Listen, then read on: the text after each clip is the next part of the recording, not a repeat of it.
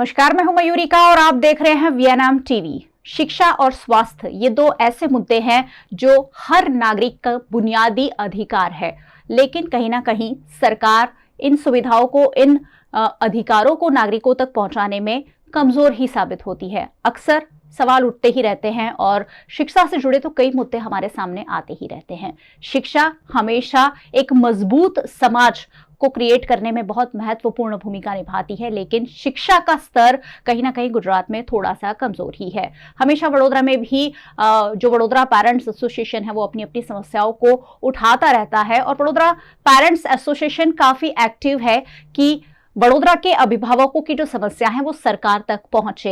एक इसी के रूप में एक खास पहल की गई है वडोदरा पेरेंट्स एसोसिएशन की ओर से, और वो क्या पहल है वो जानने के लिए आज हमने स्टूडियो में आमंत्रित किया है वडोदरा पेरेंट्स एसोसिएशन के प्रेसिडेंट किशोर पिल्लई को। किशोर जी, बहुत बहुत स्वागत है।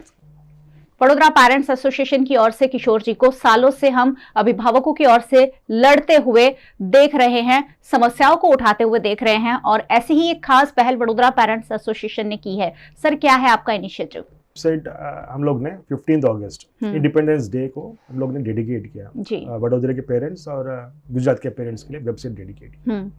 एक्चुअली नॉर्मली क्या होता है, पहले वेबसाइट लॉन्च हो जाते हैं, फिर बाद में संगठन बनाते हैं। जी। वडोदरा पेरेंट एसोसिएशन 5 साल से लगातार मैदान में रह के पेरेंट्स के लिए अपना इस समस्या को उठा के गवर्नमेंट में रजूआत किया। उनको एक हद तक हम लोग ने सोल्यूशन भी देने में कामयाब हुआ। उसके बाद में जब कम्युनिकेशन जब ग्रो हुआ, एसोसिएशन जब बहुत बड़ा हुआ और गुजरात में अनेक अलग अलग सिटी में से भी वीपीए को लोग कांटेक्ट कर रहे हैं कि आपका मार्गदर्शन चाहिए, आपके साथ हम जुड़ना चाहिए, तो अभी वेबसाइट एक कम्युनिकेशन के लिए बहुत ज़रूरी पड़ गया। तो एक user friendly website Vadodara parent association ने 15 अगस्त को लॉन्च किया।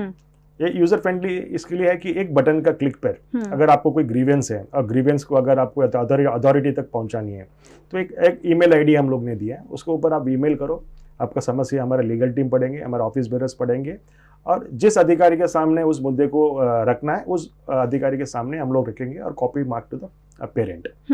यानी बहुत आसान हो जाएगा अपनी बातों को सरकार तक पहुंचाना।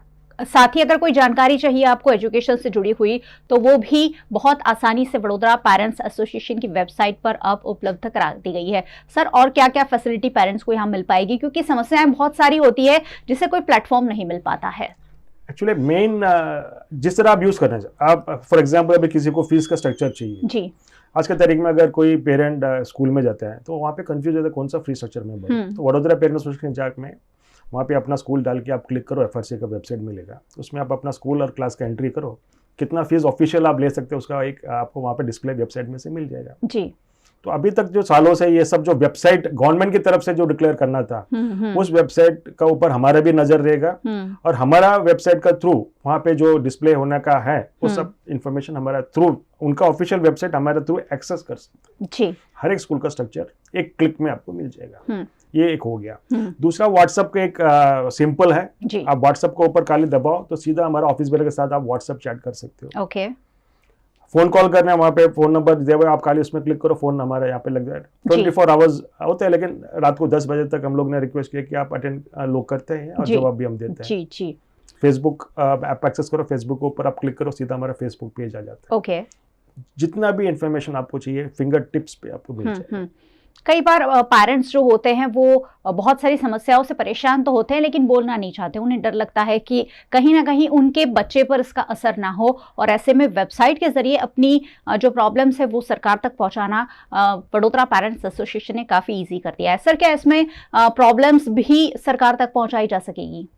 प्रॉब्लम्स हम लोग सुझाव भी देते हैं। फॉर एग्जांपल कोरोना काल में हम लोग ने सुझाव दिया था, वो उसमें लोग गवर्नमेंट ने गंभीरता से उसमें सुना और हमारा बहुत सारा डिमांड्स अप्रूव भी हुआ है जी।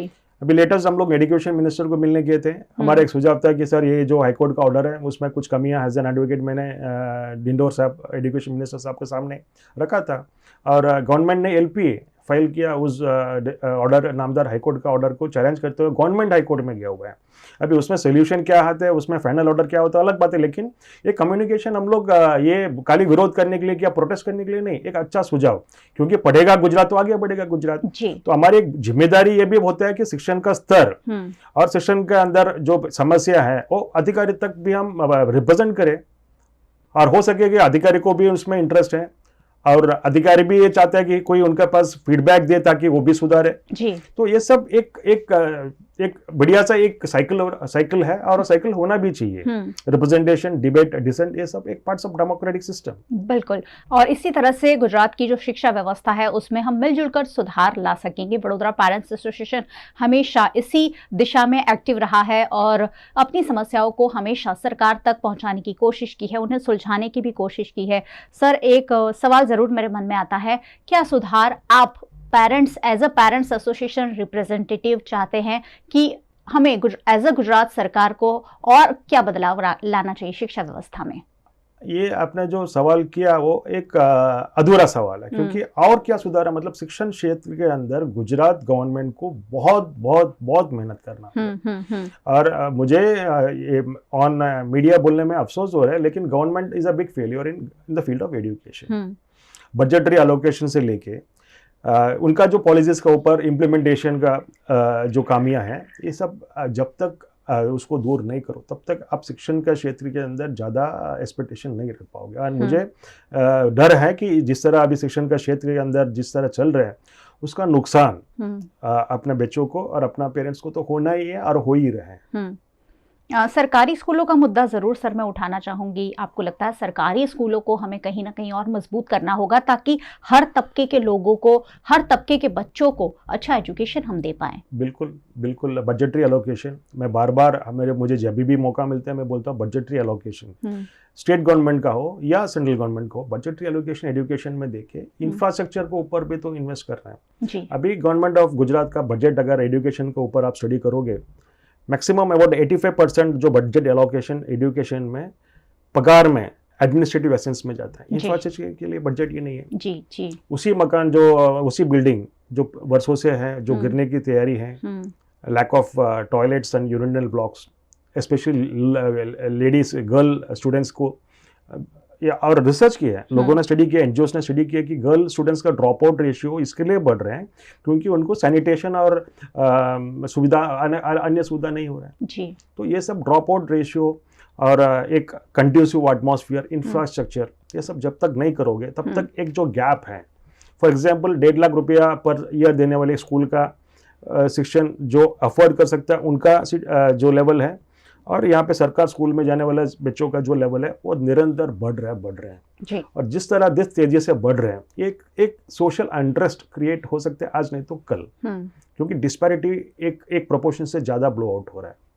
इसको गंभीरता से, और मैं गवर्नमेंट को ऊपर टिप्पणी नहीं करूँ, गवर्नमेंट एक जिम्मेदार गवर्नमेंट है, मैं समझता हूँ कि प्रयास कर रहे हैं, लेकिन कहीं ना कहीं उनको फीडबैक बराबर नहीं मिल रहे, या इच्छा शक्ति में कोई फेलियर हो रहा है, या ओवरलोड है, क्योंकि शिक्षण क्षेत्र को भी अन्य क्षेत्र के साथ आप तुलना नहीं कर सकते।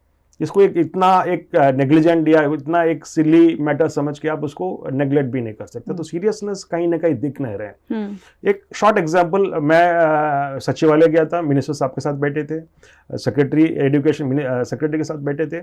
एफआरसी का रूल्स, उनका जो गाइडलाइंस है उसके बारे में वहाँ पे इंक्लूडिंग सीनियर अधिकारियों को पता नहीं कि वहाँ पे जोगवाई क्या है, उसमें आप क्या कर सकते हैं, कहाँ कहाँ उल्लंघन हो रहा है, उल्लंघन है कि नहीं, ये भी आइडेंटिफाई नहीं कर पा रहे। एक गंभीर मामला है। तो हमारे जैसा पेरेंट एसोसिएशन से फीडबैक लेना चाहिए। अभी हमारा मैं आपके साथ एक शेयर करना चाहता हूँ, वडोदरा पेरेंट एसोसिएशन से रजिस्टर्ड चैरिटेबल ट्रस्ट नो जी, charity commission, assistant charity commission ने हमें रजिस्ट्रेशन दिया बॉम्बे पब्लिक ट्रस्ट एक्ट के अंदर। We are registered body. तो हमारे जैसा रजिस्टर्ड बॉडी जो सालों से मैदान में पेरेंट्स के लिए कंस्ट्रक्टिव लड़त जो दे रहे हैं, नेगेटिव नहीं, कंस्ट्रक्टिव पॉजिटिव माइंड से जो हम लोग रिप्रेजेंटेशन कर रहे हैं, हमारे जैसा लोगों को भी उनको कभी न कभी बिठा के हमारे से भी फीडबैक देना चाहिए, क्योंकि हमारे पास लोगों का आवाज आता है, हमारे पास पेरेंट्स का रिप्रेजेंटेशन आता है, तो हमें पता है कि वहाँ पे उनका दुखते नस कौन सा है, उनको समस्या क्या हो रहा है। तो एक कम्युनिकेशन चैनल पेरेंट्स के साथ ओपन अप करने के लिए पेरेंट एसोसिएशन, ऐसा नहीं कि खाली वीपीए को, जितने भी पेरेंट एसोसिएशन है छोटे बड़े, अभी वीपीए बड़ौदा में और गुजरात में सबसे बड़ी ऑर्गेनाइजेशन है, गुजरात में सबसे बड़े पेरेंट एसोसिएशन है, तो छोटे और भी हैं, उनको भी बुलाइए, सबसे फीडबैक लीजिए, और जो अच्छा लगे आपको, जो कंस्ट्रक्टिव लगे उसका तो आप इम्प्लीमेंट कीजिए। जी, यहाँ जितने मेहमान आते हैं ये शिकायत ज़रूर करते हैं कि सरकार जो है सुनती नहीं है। फीडबैक लेना बहुत ज़रूरी है क्योंकि सुझाव आपको पब्लिक में से ही मिल सकते हैं और तभी एक अच्छा सुधार। सुशासन की बात तो की जाती है लेकिन सुशासन तभी होगा जब लोगों की बात भी सुनी जाएगी और उसे इम्प्लीमेंट किया जाएगा। सर, वडोदरा पेरेंट्स एसोसिएशन की कोई और पहल के बारे में आप आखिर में अगर बात करना चाहें तो किस तरह से शिक्षा में सुधार के लिए आप लोग प्रयासरत हैं? शिक्षा में सुधार के लिए हम लोग यही है कि एक पैरिटी, क्वालिटी एजुकेशन के ऊपर हम लोग दे रहे हैं। स्कूल्स के अंदर पीटीए रचना करने के लिए वो भी एक महत्वपूर्ण एक स्टेप है। पीटीए के लिए अवेयरनेस क्रिएट कर रहे हैं। It is a guideline, government guideline है कि हर एक स्कूल में पीटीए होना चाहिए ताकि एक इंटरेक्शन पेरेंट्स और टीचर्स के बीच में और मैनेजमेंट के साथ बीच में एक इंटरेक्शन होना चाहिए। आप बताइए कौन सा स्कूल में जुडिशियसली सिंसियरली पीटीए बनाया जाता है, अपने को जो ठीक लगे, जो हमारा लाइन, जो मैनेजमेंट की लाइन है वो जी जयकार करे, उनको पीटीए में निमणूक करके एक आर्टिफिशियल पीटीए की जेन्युइन पीटीए अगर आप रिप्रेजेंटेशन से करोगे तो उस स्कूल के अंदर सेशन का स्तर और बच्चों का डेवलपमेंट फिजिकल, मेंटल और एजुकेशनली, इंटेलेक्चुअली सब कुछ साथ में होगा, सब एक साथ आगे बढ़ सकते हैं। फीडबैक रिव्यू होगा पीरियोडिकली, तो पीटीए के लिए हम लोग प्रयत्न कर रहे हैं जी। और दूसरा ये है कि मतलब एजुकेशन, अच्छी एजुकेशन गवर्नमेंट लेवल पे जी, वो थ्रू म्यूनिसिपल कॉर्पोरेशन हो, स्टेट गवर्नमेंट के अंदर हो, और ज़्यादा स्कूल्स क्रिएट किए। उसके लिए इंफ्रास्ट्रक्चर के लिए बजट एलोकेशन किए। बजट एलोकेशन करीबन 4 या 5% और बढ़ाना चाहिए। अन्य स्टेट के हिसाब से थोड़ा सा गुजरात में एलोकेशन कम है तो और भी बढ़ाना चाहिए। और एक फोकस होना चाहिए कि रिजल्ट्स, अपना 10th स्टैंडर्ड का रिजल्ट्स इस बार जो गवर्नमेंट स्कूल्स के results, it is not good. It is not up to the mark. So I don't want to criticize, but it is not good and we feel sad कि मतलब ये क्यों ऐसा हो रहा है जी, क्योंकि शिक्षण बिना कुछ नहीं होगा। तो ये थोड़ा सा हमें दुख भी हो रहा है लेकिन एक आशा भी दिखती है कि आज नहीं तो कल इसमें कुछ सुझाव आएंगे और हमारा भी जो डिमांड्स है और हमारा जो जेन्युइन रिक्वायरमेंट्स है वो सब पूरा गवर्नमेंट करेंगे। जी बिल्कुल, ये आशा जरूर हम रख सकते हैं कि अच्छे दिन जरूर आएंगे क्योंकि शिक्षा बहुत ज़्यादा महत्वपूर्ण है। मैंने पहले ही कहा कि अगर हम अच्छे भारत का निर्माण करना चाहते हैं तो भारत के बच्चों को, भारत के भविष्य को हमें मजबूत शिक्षा देनी होगी। अच्छा स्किल बेस्ड एजुकेशन अगर हम भारत के छात्रों को दे सकते हैं तभी हम भारत को आगे बढ़ा सकते हैं और इसके लिए सरकार को ज़रूर सोचना होगा। वडोदरा पेरेंट्स एसोसिएशन जैसे कई एसोसिएशन हैं जो इस मामले लगातार अपनी आवाज़ उठा रहे हैं और सरकार को ये आवाज़ सुननी होगी। सर, बहुत बहुत शुक्रिया आप हमारे साथ जुड़े और बहुत बहुत शुक्रिया आप सभी व्यूअर्स का हमारे साथ जुड़ने के लिए। आपको हमेशा जुड़ना है क्योंकि यहाँ आपसे जुड़े मुद्दे ही हम चर्चा करते हैं। आप VNM को YouTube चैनल पर देख रहे हैं, ज़रूर देखते रहिए। YouTube चैनल को सब्सक्राइब कर लीजिए अगर नहीं किया है तो, और बेल आइकन प्रेस कर दीजिए ताकि VNM का हर अपडेट लगातार हर घंटे आप तक पहुँचता रहे। अगर आप फेसबुक पर देख रहे हैं, शेयर ज़रूर कीजिए क्योंकि ये बात ऐसी है कि वडोदरा पेरेंट्स एसोसिएशन की वेबसाइट बन गई है, वो पूरे वडोदरा में फैलना ज़रूरी है, पूरे गुजरात में फैलना ज़रूरी है ताकि अन्य पेरेंट्स एसोसिएशन भी ऐसी पहल कर सके। आप हमें OTT platforms Dailyhunt, Vodafone TV, Jio TV और जियो टीवी फाइबर 498 नंबर के चैनल पर 24 घंटे लगातार देख सकते हैं। देखते रहिए VNM, जुड़े रहिए VNM के साथ। नमस्कार।